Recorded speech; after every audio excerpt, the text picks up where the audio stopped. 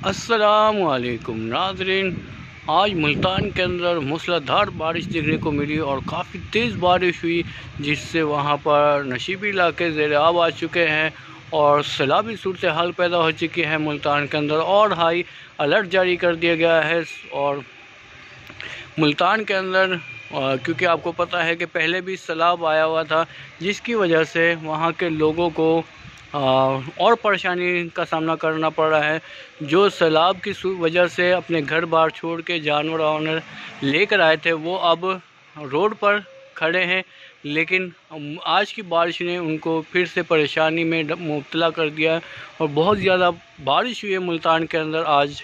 और ये जो सिलसिला है ये तकरीबन 2 से 3 दिन और जारी रह सकता है मुल्तान के अंदर।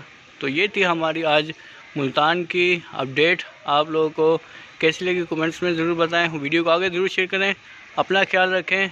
अस्सलामु अलैकुम व रहमतुल्लाहि व बरकातुहू।